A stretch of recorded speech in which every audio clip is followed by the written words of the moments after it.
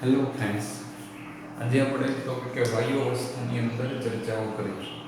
સૌથી પહેલું ટોપિક કે વાયુ અવસ્થા માટે તો કે ફુગાની અંદર જે આપણે હવા ભરવામાં આવે છે એના પરિણામે ફુગો શું જાય છે તો કે ઉપર સુધી જાય છે. તો એ જે આપણે હવા ભરીએ છીએ એક પ્રકારની કઈ અવસ્થા છે તો કે વાયુ અવસ્થા છે. અહીંયા આગળ તો કે વાયુ અવસ્થાની અંદર સ્પષ્ટપણે જોઈ શકાય કે એનું કદ અથવા તો એનો આકાર છે એ નિશ્ચિત નથી, કારણ કે જેવા આકારની અંદર તમે વાયુ ભરો તેવો આકાર તે ધારણ કરે અથવા તો તે મુક્તપણે શું થાય તો કે ફેલાઈ જાય છે. એટલે કે વાયુની અંદર ફેલાવવાનો ગુણધર્મ કેવો હોય છે? સૌથી વધારે હોય છે. ફુગાની અંદર તો કે કયો વાયુ ભરવામાં આવે એવો પણ પ્રશ્ન ઉદ્ભવે. તો ફુગાની અંદર તો કે મુખ્ય એસિટિલિન નામનો વાયુ ભરવામાં આવે. એસિટિલિન છે એનું નામ છે ઇથાઇન. ઇથાઇન છે એ રાસાયણિક નામ છે અને એસિટિલિન કે જે સામાન્ય વપરાશમાં આવતું નામ છે. ઇથાઇન છે એક પ્રકારનું હાઇડ્રોકાર્બન સંયોજન કે જેમાં હાઇડ્રોજન અને કાર્બન પરમાણુ એકબીજાની સાથે સહસંયોજક બનતી જોડાયેલા હોય. તો ફુગાની અંદર કયો વાયુ મુખ્યત્વે હોય? એસિટિલિન, કે જે ઉત્તરાયણની અંદર ફુગાઓ ઉપર ઉડે છે તો એની અંદર એસિટિલિન વાયુ હોય છે. આ ઉપરાંત તો એની અંદર હિલિયમ વાયુ પણ ભરી શકાય. મોટે ભાગે એવા વાયુઓ ભરવામાં આવે કે જે કેવા હોય તો કે નિષ્ક્રિય હોય, એટલે કે સરળતાથી આગ ન હોય. સૌથી એવો પ્રશ્ન પણ થાય કે સૌથી હલકો વાયુ. હલકો વાયુ તો કે સૌથી વધુ હલકો વાયુ હાઇડ્રોજન છે. સૌથી વધુ હલકો વાયુ કયો છે તો કે હાઇડ્રોજન છે. જેમ હલકો હોય તેમ કઈ તરફ ગતિ કરે તો કે ઉપરની તરફ એની ગતિ થતી હોય. એટલે કે એની અંદર ગુરુત્વાકર્ષણ બળનું પ્રમાણ કેવું થઈ જાય તો કે ઘટી જાય વાયુ અવસ્થાની અંદર. પરિણામે અહીંયા આગળ તો કે હાઇડ્રોજન વાયુ ભરવાનો પ્રશ્ન થાય કે તો હાઇડ્રોજન કેમ નથી ભરતા? તો હાઇડ્રોજન છે એ દહનશીલ છે, એટલે કે એની અંદર અકસ્માત થવાની શક્યતાઓ વધે છે, કારણ કે આગ લાગે તો ધડાકાઓ થઈ શકે. પરિણામે એની અંદર કેવા વાયુઓ ભરવામાં આવે તો કે એસિટિલિન અને હિલિયમ, કે જે સાપેક્ષમાં કેવું છે તો કે હવા કરતા કેવા છે તો કે હલકા વાયુઓ, કે જેથી તે સહેલાઈથી ઉપર તરફ જઈ શકે. આ ઉપરાંત તો કે ઘણી વખત એની અંદર નાઇટ્રોજન, પણ નાઇટ્રોજન વાયુ છે એ હવા જેટલો જ ભારે છે, એટલે નાઇટ્રોજન યુક્ત જે ફુગા હોય એનો ઉપયોગ ક્યાં આગળ થાય તો કે ફક્ત ડેકોરેશન માટે, કે જે સ્થિર રાખવાના સ્થાન હોય જેને ઉડાડવાની જરૂર ન હોય, લાંબા સમય ખાલી એને અંદર હવા ભરાઈ રહે તે માટે કયો વાયુ ભરી શકાય તો કે નાઇટ્રોજન પણ ભરી શકાય. પણ એ ક્યારે તો કે લાંબા સમય સુધી જો એને એ જ અવસ્થામાં રાખવો હોય તો. જેમ વ્હીકલમાં પણ લાંબા સમય સુધી હવા સાચવી રાખવા માટે નાઇટ્રોજન વાયુનો ઉપયોગ થાય છે. તો વાયુ અવસ્થામાં સૌથી પહેલું તો કદ આકાર કેવો હોય છે તો કે અનિશ્ચિત હોય છે. કદ અને આકાર કેવો હોય છે તો કે નિશ્ચિત હોતું નથી, અનિશ્ચિત હોય છે. સાથે તો કે વાયુ અવસ્થાની અંદર આપણે જોઈએ, વાયુ અવસ્થાની અંદર જોઈએ તો વાયુ અવસ્થાની અંદર સંકોચન સૌથી વધારે થાય. વાયુ અવસ્થાનું સંકોચન થાય એટલે કે વાયુ પદાર્થો છે એની ઉપર દબાણની સૌથી વધુ અસર થાય છે. એટલે કે વાયુ અવસ્થાની અંદર તમે દબાણ આપી શકો છો. જો તમે ઉદાહરણ લઈને જાને પણ આપણે સમજી લઈએ કે એક તમે સિરિંજ લો, ઇન્જેક્શન લઈએ, 3 ઇન્જેક્શન રાખીએ, એકની અંદર તો કે ઘન પદાર્થ રાખીએ એટલે કે ચોક અથવા તો ચોકનો ભૂકો, બીજાની અંદર તો કે પાણી પ્રવાહી તરીકે રાખીએ, અને ત્રીજાની અંદર તો કે કાંઈ નથી એટલે કે હવા. કાંઈ ન હોય તો સ્પષ્ટ છે કે શું હોય તો કે અંદર હવા રાખેલું હોય. હવે તો કે ઇન્જેક્શનની જે સિરિંજ હોય એને નીચેથી તમારે બંધ રાખવાનો, એટલે કે નીચેનો ભાગ ઇન્જેક્શનનો હોય એને બંધ કરી દે, ઉપરથી તમે દબાણ આપવાનો પ્રયત્ન કરો. તો ઘન પદાર્થમાં અને પ્રવાહી પદાર્થમાં તમે દબાણ નહીં આપી શકો. જ્યારે તમે વાયુની અંદર તો કે અમુક સુધી તમે શું કરી શકશો? દબાણ આપી શકશો. પણ જેવું તમે શું કરશો તો કે દબાણ લઈ લેશો એટલે ફરી પાછી મૂળ અવસ્થા આવી જશે. એટલે કે વાયુ પદાર્થ કેવા છે તો કે સંકોચનશીલ છે. વાયુ અવસ્થાનું સરળતાથી શું થાય છે તો કે સંકોચન થાય છે. જેમ કે એની અંદર તો કે એલપીજી અને સીએનજી, એલપીજી એટલે કે લિક્વિફાઈડ પેટ્રોલિયમ ગેસ, કે જે ગેસના સિલિન્ડર હોય છે, ઘરે જે ગેસના સિલિન્ડર આવે એની અંદર કયું હોય તો કે એલપીજી. હવે તો આપણે એની અંદર શું હોય છે એ પણ જાણવું અગત્યનું હોય. તો એલપીજી ની અંદર તો કે બ્યુટેન વાયુ હોય. કયો વાયુ ભરવામાં આવે? બ્યુટેન. આ પણ એક હાઇડ્રોકાર્બન સંયોજન છે. સાથે તો કે અલ્પ પ્રમાણની અંદર એની અંદર પ્રોપેન અથવા તો બ્યુટીન હોય છે. એટલે કે એલપીજી ની અંદર શું હોય તો કે butane. LPG liquefied petroleum gas, પૂરું નામ પણ યાદ રાખીએ. સાથે એની અંદર મુખ્ય ઘટક તત્વ એટલે કે મુખ્ય વાયુ તત્વ કયું હોય? બ્યુટેન હોય. અને એની અંદર અલ્પ પ્રમાણમાં પ્રોપેન અથવા તો બ્યુટીન હોય.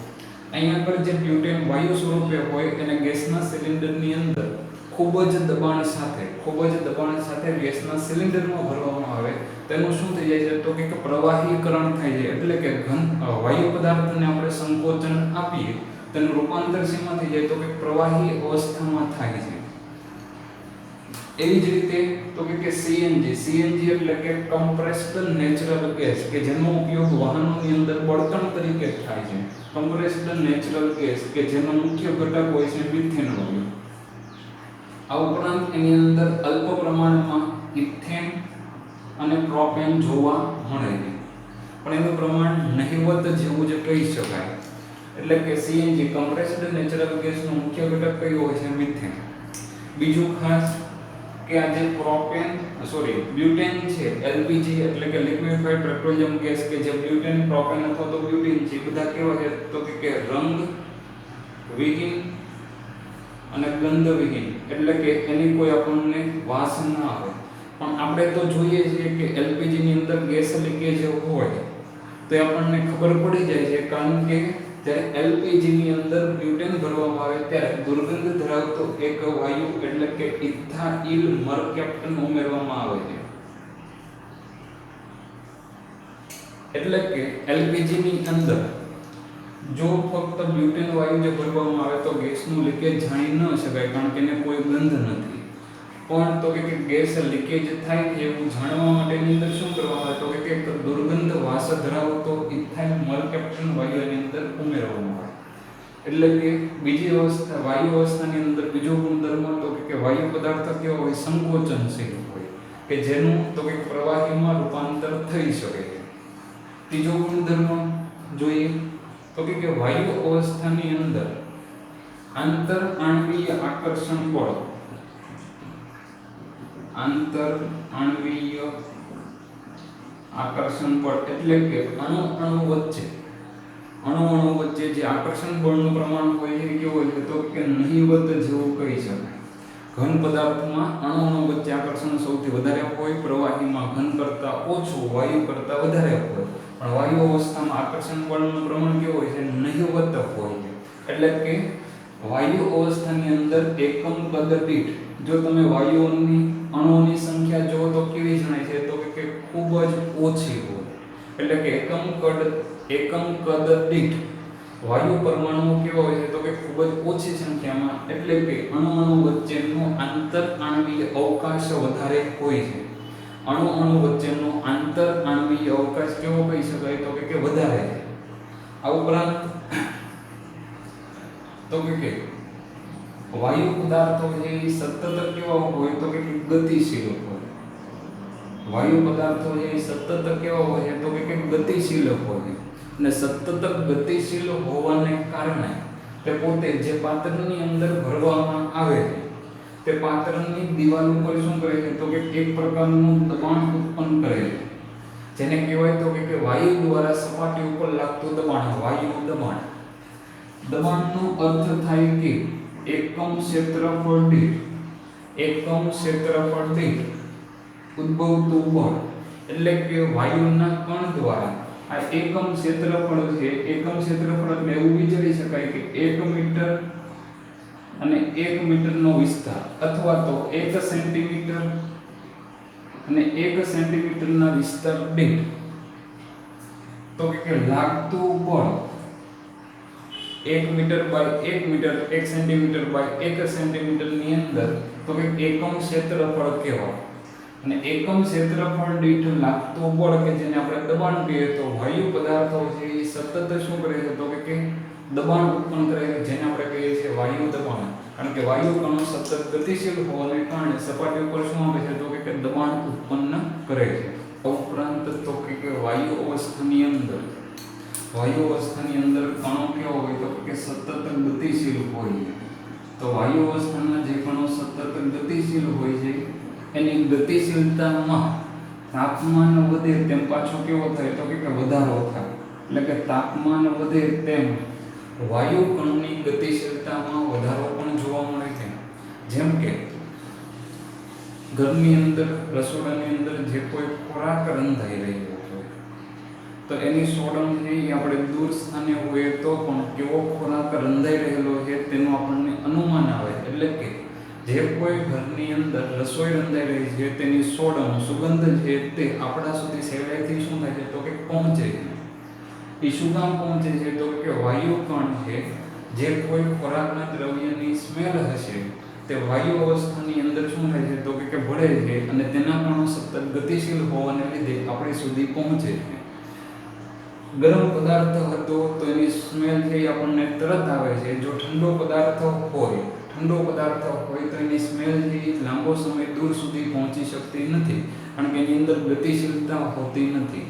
કારણ કે ઠંડો પદાર્થ હોય તો એની જે સ્મેલ હોય છે તે શું હોય તો કે વાતાવરણ આસપાસ પૂરતી સીમિત હોય છે. જ્યારે ગરમ પદાર્થ હોય તો અણુઓ કેવા હોય છે તો કે સતત ગતિશીલમાં હોય, તાપમાન વધારે હોય, પરિણામે દૂર સુધી એની સોડમ આપણે અનુભવી શકીએ.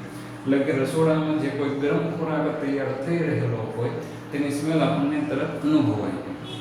સાથે તો કે દ્રવ્ય કે જેની અંદર તો કે સુગંધ, તો ફક્ત જો સુગંધ હોય તો એ દ્રવ્ય નથી. આપણે આ ખાસ એક માહિતી યાદમાં નોંધ રાખશું કે જો ખાલી સુગંધ શબ્દ ઉપયોગમાં લે તો એ દ્રવ્ય નથી, પણ એવું કહેવામાં આવે કે સ્પ્રેની સુગંધ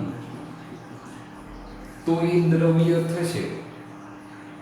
કારણ કે સુગંધ એ પોતે કોઈ દ્રવ્ય નથી, એ એક આપણે શું છે તો કે સેન્સ છે, એટલે કે આપણે અનુભવી શકીએ છીએ. પણ અહીં આગળ શબ્દ લખ્યો કે સ્પ્રે, તો સ્પ્રેની અંદર તો કે વાયુ કે પ્રવાહી કણો હોય છે તે શું થાય તો કે વાતાવરણની અંદર ભળે છે અને આપણી સુધી તે પહોંચે છે. એટલે કે સુગંધ ફક્ત શબ્દ હોય તો એ દ્રવ્ય નથી, એ પણ એક આપણે ખાસ નોંધીએ. આપણા જે ભાવ હોય છે એ ક્યારેય તે દ્રવ્ય નથી. એટલે કે આપણે જે દ્રવ્ય છે એ કોને કહીએ તો કે જેને કોઈ કદ હોય અથવા તો કોઈ આકાર હોય.